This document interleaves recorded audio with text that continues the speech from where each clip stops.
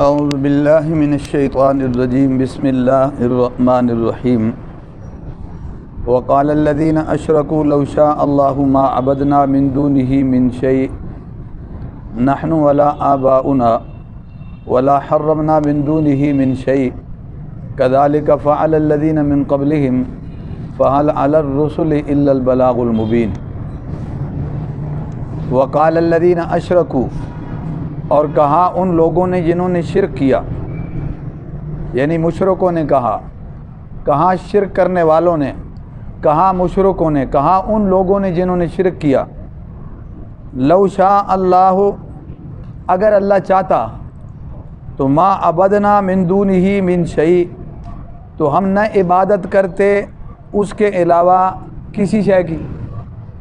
اگر اللہ چاہتا تو ہم نہ عبادت کرتے اس کے علاوہ کسی شے کی۔ نحن ولا آباؤنا، نہ ہم نہ ہمارے آبا، ہم بھی اور ہمارے آبا بھی، ولا حرمنا من دونہ من شیء، اور نہ ہم حرام ٹھہراتے اس کے علاوہ کسی شے کو بھی، جو اللہ کہتے وہی حرام سمجھتے۔ کذالک فعل الذین من قبلہم، اللہ فرماتے ہیں ایسے ہی کیا تھا ان لوگوں نے بھی جو ان سے پہلے تھے، یہی جواب وہ بھی دیتے تھے بے تکے قسم کے۔ فہل علی الرسل الا البلاغ المبین، نہیں اے رسولوں کے ذمے الا البلاغ المبین، مگر کھول کر پہنچا دینا، صریح واضح کھول کے پہنچا دینا۔ نہیں اے رسولوں کے ذمے، یا نہیں اے رسولوں پر مگر کھول کر پہنچا دینا۔ توجہ فرما لیں، مشرکین کو سمجھانے کے لیے مختلف طریقے اختیار کیے گئے، مختلف دلائل دیے گئے، انہیں سمجھانے کی کوشش کی گئی۔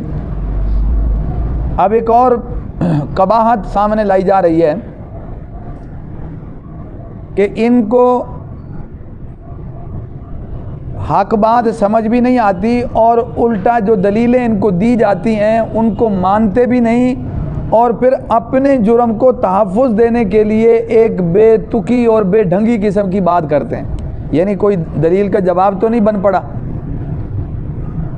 تو الٹا ایک انوکھی بات کر دی اپنے جرم کو تحفظ دینے کے لیے۔ وہ کیا کہ جی اگر ہم غلط ہوتے، ہم مجرم ہوتے، تو پھر ہم جرم کرنے میں کامیاب ہی کیوں ہوتے؟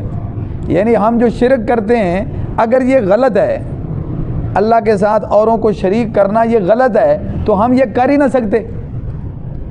اگر اللہ چاہتا تو ہم اس کے علاوہ کسی کی عبادت نہ کر سکتے، اگر اللہ چاہتا تو ہم اس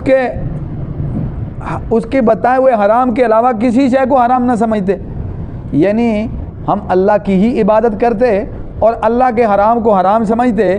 اگر اللہ چاہتا تو ہم غلط نہ جاتے، جو اللہ فرما رہے ہیں یا اللہ چاہ رہے ہیں وہی کرتے۔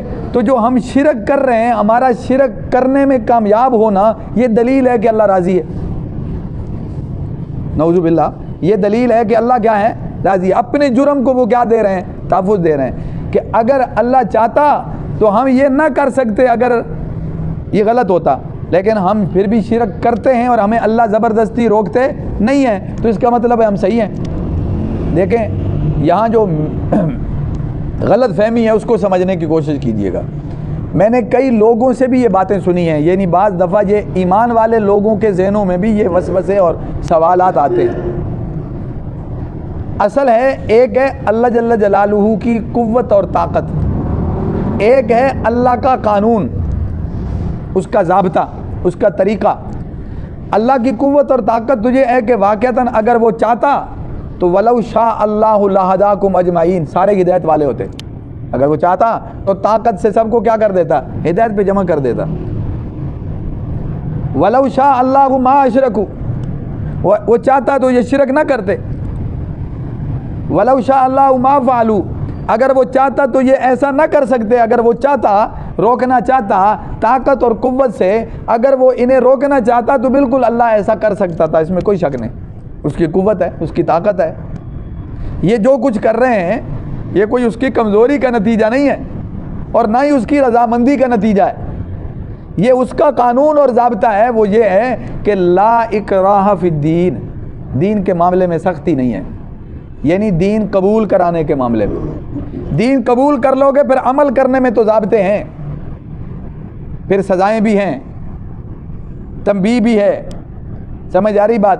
پھر تو ضابطے اور اصول ہیں، امر بالمعروف ہے اور نہی عن المنکر ہے۔ لیکن دین قبول کرانے کے معاملے میں کوئی سختی نہیں ہے۔ تم شرک نہ چھوڑو، تمہاری مرضی، کرتے رہو، کفر نہ چھوڑو، کرتے رہو، تمہیں زبردستی کوئی نہیں روکے گا۔ اللہ نے جتنی زندگی لکھی ہے وہ کافر بھی پوری کرے گا، مشرک بھی پوری کرے گا، سمجھ آ رہی بات؟ اللہ نے نہ خود سختی فرمائی، نہ انبیاء علیہ الصلوۃ والسلام کو یہ اختیار دیا بھائی تمہارے ذمہ پہنچا دینا ہے، بس حق بتا دینا ہے، حق دلیل سے واضح کر دینا ہے۔ یہ رسولوں کے ذمہ، انبیاء علیہ السلام کے ذمہ رہا ہے۔ زبردستی انہوں نے بھی کسی کو کلمہ نہیں پڑھایا، اور نہ اللہ کے ہاں یہ قانون اور ضابطہ ہے۔ ضابطہ یہی ہے کہ بھائی سختی نہیں ہوگی، تمہیں دلائل بتائے جائیں گے، تمہیں حق سمجھایا جائے گا، دلیلوں کے ذریعے حق واضح کیا جائے گا، تمہارا دل کرے تو قبول کر لو، دل کرے تو نہ قبول کرو۔ تم اگر قبول کرو گے تو ایمان والے بنو گے، پھر دین پر عمل اور دین کے مطابق زندگی گزارو گے۔ اور اگر دین کو قبول نہیں کرتے، کوئی سختی نہیں ہے، کفر پہ رہو، شرک پہ رہو، کھاتے پیتے رہو گے، اللہ کی نعمتیں ملتی رہیں گی، زندگی پوری کرو گے، جو تمہارا نصیب ہے وہ تمہیں پورا ملے گا۔ بات سمجھ میں آ رہی ہے؟ جہاں کسی علاقے میں اسلامی قافلہ اگر جاتا تھا مارکے کے لیے تو وہ کیا کرتے تھے؟ انہیں کہتے کلمہ پیش کرتے، اگر پڑھ لو تو ہماری تمہاری کوئی لڑائی نہیں، اور اگر وہ کلمہ قبول کر لیتے تو محفوظ ہو جاتے، اور اگر کلمہ قبول نہ کرتے تو پھر بھی انہیں موقع دیا جاتا کہ تم جزیہ قبول کر لو، یعنی ماتحت رہنا قبول کر لو، ٹیکس دو گے اور ہمارے ماتحت رہو گے، تو تب بھی انہیں اسی طرح کافر بن کے زندگی گزارنے کا موقع ملتا تھا۔ اگر زبردستی کلمہ پڑھانا ہوتا تو اگلا آپشن ہی نہ ہوتا، بس یہی ہوتا کلمہ پڑھو نہیں تو تمہاری گردن اڑا دیں گے۔ یہ نہ ہوتا کہ بھائی اگر تم ماتحتی قبول کرو تو پھر بھی تم کافر بن کے زندہ رہنا چاہو تو تمہاری جان اور مال کا تحفظ کیا جائے گا، تمہیں ٹیکس دینا پڑے گا، یہ آپشن ہی نہ ہوتا، بلکہ صرف ایک ہی شرط ہوتی کلمہ پڑھو نہیں تو گردن اڑا دیں گے۔ حالانکہ ان کو کافر رہ کے بھی زندگی گزارنے کا کیا ملا ہے؟ کیونکہ اللہ کی طرف سے یہی تعلیم، نہ اللہ نے خود سختی فرمائی، نہ ہی انبیاء اور رسولوں کو یہ اجازت دی، نہ ہی بندوں کو یہ اجازت دی کہ کوئی کسی کو زبردستی کلمہ پڑھائے، بلکہ سب آزاد ہیں، مرضی سے کلمہ پڑھیں تو ٹھیک ہے، نہیں تو کفر پہ رہنا چاہیں تو تمہاری مرضی۔ یہ الگ بات ہے کہ کلمہ پڑھنے والوں کا انجام قیامت کے دن اور ہوگا، اور جو کفر اور شرک پہ رہنے والے ہیں ان کا انجام کیا ہے؟ اور ہوگا۔ لیکن کم از کم دنیا کی زندگی میں ان کو اجازت ہے دو رستوں میں سے جس رستے کا مرضی انتخاب کر لیں، چاہے ایمان والے رستے کا، ہدایت والے رستے کا انتخاب کر لیں، چاہے ضلالت اور گمراہی والے، کفر اور شرک والے رستے کا کیا کر لیں؟ انتخاب کر لیں۔ اب یہ کیا کہہ رہے ہیں؟ یہ کہہ رہے ہیں اگر اللہ چاہتا تو ہم عبادت نہ کر سکتے اس کے علاوہ کسی اور کی۔ اس کا مطلب ہے کہ ہم کر رہے ہیں تو اللہ راضی ہے؟ نہیں، اللہ راضی نہیں ہے۔ یہ اللہ کا ضابطہ اور قانون ہے کہ سختی نہیں ہوگی، اس لیے تمہیں اجازت ہے کفر پر رہنے کی اور شرک پر رہنے کی۔ تو تم جو شرک کرنے میں کامیاب ہو رہے ہو یہ آزادی کی وجہ سے ہو رہے ہو، یہ مہلت کی وجہ سے ہو رہے ہو، یہ ڈھیل کی وجہ سے ہو رہے ہو، اور یہ اس قانون اور ضابطے کی وجہ سے ہو رہے ہو کہ سختی نہیں ہوگی۔ تو لہذا تم اس مہلت کو غلط رنگ دے رہے ہو اور تم کہہ رہے ہو کہ نہیں جی ہم جب کر رہے ہیں اور کرنے میں کامیاب ہو رہے ہیں اور ہمیں زبردستی روکا نہیں جا رہا تو اس کا مطلب ہے اللہ راضی ہے۔ نہیں، ایسا نہیں ہے۔ ولا یرضى لعباده الکفر، اللہ اپنے بندوں کے کفر پہ راضی نہیں ہوتا، اللہ شرک پہ راضی نہیں ہوتا۔ اللہ نے تو اپنے نبی اور رسولوں کے ذریعے تعلیم دی ہے کہ یہ بہت بڑا گناہ ہے، یہ شرک جو ہے ظلم عظیم ہے، ناقابل معافی جرم ہے۔ اگر کسی کا خاتمہ کفر اور شرک پر ہوا ہمیشہ جہنم میں رہے گا، اس کی کامیابی کے کوئی امکان نہیں ہے، وہ اللہ کی رحمت سے قیامت کے دن کیا ہوگا؟ مایوس ہوگا۔ تو اس لیے یہ باتیں تو بتا دی گئی ہیں۔ اگر اللہ راضی ہوتا تو اسے گناہ بتاتا، اگر اللہ راضی ہوتا تو اسے نافرمانی میں شمار کیا جاتا۔ اور ایک اور بات سن لیں، اگر یہ جرم، یہ شرک اور کفر اگر یہ صحیح ہوتا، یعنی یہ جرم نہ ہوتا، یہ نافرمانی نہ ہوتی، تو پھر پہلی قوموں کو اللہ نے ہلاک کیوں کیا؟ تمہاری مت ماری گئی ہے کہ تمہیں یہ واقعات اور قصے بتائے گئے کہ پہلی قوموں نے کفر و شرک کیا اور اللہ نے ان کو کیا کر دیا؟ ایمان والے نبیوں اور رسولوں کے ساتھ، اور جو ایمان نہیں لانے والے یا کفر پر شرک پر اڑے رہنے والے ان کو اللہ نے کیا کر دیا؟ ہلاک کر دیا۔ دنیا میں بھی اللہ نے ان کو تباہ و برباد کیا اور آخرت میں بھی ناکامی ان کا مقدر ہے۔ اگر شرک کرنے میں کامیاب ہونا اللہ کے راضی ہونے کی دلیل ہوتی تو پھر پہلی قومیں ہلاک کیوں ہوتی؟ انہیں عذاب کیوں ملتا؟ وہ پکڑ میں کیوں آتے؟ تو ان کو پکڑنا، ان کو عذاب دینا یہ دلیل ہے اس بات کی کہ یہ ان کا جرم ہے اور ان کی نافرمانی ہے۔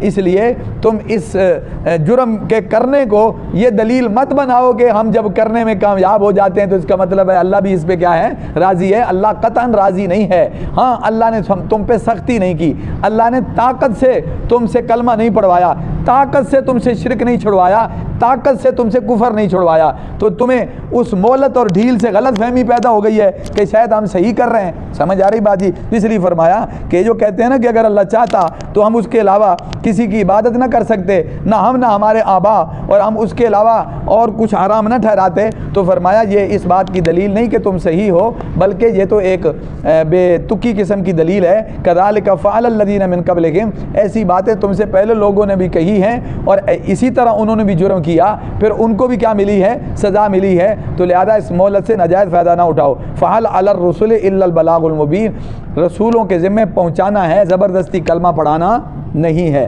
ایمان قبول کرانا نہیں ہے۔ یہ جو بنی اسرائیل پر طور پہاڑ سر پہ لا کھڑا کیا، پھر فرمایا کہ قبول کرو اسے، جو اللہ نے تمہیں دیا ہے اسے مانو، تو یاد رکھنا وہ کلمہ نہیں تھا، وہ پہلے ایک عہد کر چکے تھے، اس عہد کو انہوں نے توڑا ہے۔ وہ عہد ان کو یاد کروایا کہ جو تم نے عہد کیا تھا تم نے اسے کیوں توڑا، اسے پورا کرو۔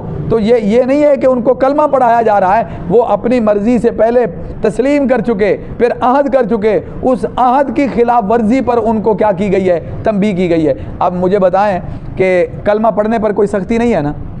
جس کا دل کرے ایمان لائے، جس کا دل کرے نہ لائے۔ لیکن اگر کوئی آدمی ایمان لا کے پھر کافر ہو جائے، اس کو کیا کہتے ہیں؟ مرتد۔ اس کی سزا کیا ہے؟ قتل۔ کیوں بھائی؟ تو مرضی سے قبول کر کے پھر واپس جا رہا ہے تو اسلام کا مذاق اڑا رہا ہے، تو اسلام کی بدنامی کا کیا بن رہا ہے؟ سبب بن رہا ہے۔ لہذا اب تیری کنڈیشن بدل گئی ہے، اب تیری نوعیت بدل گئی ہے۔ تو پہلا معاملہ ہوتا تو ساری زندگی کفر پہ رہتا، لیکن قبول کر کے تو پھر واپس پلٹ رہا ہے، تو یہ تو اسلام کو بدنام کر رہا ہے۔ سمجھ آئے؟ اب اس کی حالت بدل گئی ہے، چونکہ تو نے مرضی سے قبول کیا، پھر ٹکرایا کیوں؟ تو لہذا یہی اصول ہے، انبیاء اور رسولوں کے ذمے کیا ہے؟ وہ پہنچا دینا ہے، زبردستی کرنا نہیں۔ لیکن اگر کوئی کلمہ پڑھ لے تو پھر اس کے بعد اب وہ آزاد نہیں ہے، اب اسے پابندی کرنی ہوگی، اسے کہا جائے گا امر بالمعروف والنہی عن المنکر کا یہی مطلب ہے، اسے کہا جائے گا بھائی یہ غلط ہے، یہ صحیح ہے، یہ تیرے لیے حرام ہے، یہ تیرے لیے حلال ہے۔ من رأى منکم منکرا فلیغیرہ بیدہ، تم میں سے جو آدمی برائی کو دیکھے اسے بدل دے۔ اگر ہاتھ سے طاقت رکھتا ہے تو ہاتھ سے بدل دے، اس کی طاقت نہیں رکھتا تو زبان سے، اس کی بھی طاقت نہیں رکھتا تو دل میں تہیہ کرے اس کے بدلنے کا۔ تو اس کا مطلب یہ ہے کہ یہاں جب دین کو قبول کر لیا جائے گا تو پھر دینی ضابطوں کے مطابق زندگی گزارنا کیا ہوگا؟ ضروری ہوگا۔ پھر آدمی یہ نہیں کہہ سکتا کہ میرا جسم میری مرضی، میری مرضی میں جناب اس حکم پر عمل کروں یا نہ کروں، میری مرضی ہے میں جناب شراب چھوڑوں یا نہ چھوڑوں، میری مرضی ہے میں جناب اپنی فیملی کو پردہ کرواؤں یا نہ کرواؤں۔ نہیں، پھر اسلامی ضابطے ہوں گے، پھر ان کا کیا کرنا ہوگا؟ مسلمان بن کے رہیں گے تو پھر مسلمانوں والے ان ضابطوں کو بھی کیا کرنا ہوگا؟ پورا کرنا ہوگا۔ تو اس لیے یہاں یہی غلط فہمی ہے ان کی کہ وہ ایک جرم کرتے ہیں اور اللہ کی طرف سے ضابطہ ہے کہ ان کے لیے سختی نہیں ہے دین کے قبول کرنے میں، تو وہ جب شرک کرنے میں کامیاب ہوتے ہیں تو وہ اس کو دلیل بناتے ہیں کہ اگر ہم غلط ہوتے تو ہم یہ کر ہی نہ سکتے، جب ہم کر رہے ہیں تو اس کا مطلب ہے اللہ اس پہ کیا ہے؟ راضی ہے۔ اگر اس ضابطے کو مان لیا جائے تو دنیا میں کوئی جرم ہی نہیں رہتا۔ یہ جتنا کچھ ہو رہا ہے، جو کرنے میں کامیاب ہو رہے ہیں، تو پھر اس کا مطلب ہے وہ صحیح ہے۔ چور چوری کر کے چلا گیا تو اس کا مطلب ہے وہ صحیح ہے۔ ڈاکو ڈاکہ مار کے چلا گیا، قاتل قتل کر گیا، غصب کرنے والا غصب کر گیا، ناپ تول میں کمی کرنے والا جناب کمی کر کے سامان بیچ گیا، تو اس کا مطلب ہے وہ صحیح ہے۔ پھر تو کوئی جرم ہی نہیں رہتا۔ اس لیے اس بات کو اچھی طرح ذہن نشین کر لیں کہ بعض دفعہ اللہ کی طرف سے نرمی ہوتی ہے، مہلت ہوتی ہے کہ یہ توبہ کر لے، اصلاح کر لے، اس جرم کے باوجود اس کو سزا نہیں ملتی، فوراً پکڑ نہیں ہوتی، گرفت نہیں ہوتی، چاہے وہ کفر ہے، چاہے وہ شرک ہے، چاہے وہ گناہ اور نافرمانیاں ہیں، وہ اللہ کی طرف سے ضابطے ہیں، اللہ کی طرف سے ڈھیل اور مہلت ہے، اس سے فائدہ اٹھانا چاہیے اور اس مہلت کو اپنی اصلاح کے لیے استعمال کرنا چاہیے اور اس سے غلط فہمی کا شکار نہیں ہونا چاہیے۔ اس سے یہ دلیل نہیں لینی چاہیے کہ میں کرنے میں کامیاب ہو گیا ہوں تو میں صحیح جا رہا ہوں، میں ٹھیک ہوں۔ تو کتنے لوگ ہیں حرام کماتے ہیں، وہ کہتے ہیں جی اگر غلط ہوتی تو ہم ترقی کیوں کرتے؟ وہ یہ ترقی اس کو کہتے ہیں، اس کو ترقی تھوڑی کہتے ہیں۔ نافرمانی میں جو کچھ کریں وہ ترقی نہیں ہوتی۔ جب بندہ اللہ سے دور ہوتا جا رہا ہے، دین سے دور ہوتا جا رہا ہے، وہ ترقی کہاں ہے؟ وہ تو جتنا جمع کر رہا ہے آگ کا ایندھن اکٹھا کر رہا ہے، سمجھ آ رہی بات؟ انگارے اکٹھے کر رہا ہے۔ تو اس لیے اللہ سے دعا ہے اللہ جل جلالہ ہم سب کو حق قبول کرنے کی توفیق بخشے اور حق پہ جینے کی، حق پہ اللہ مرنے کی توفیق نصیب فرمائے۔ صدق اللہ العظیم۔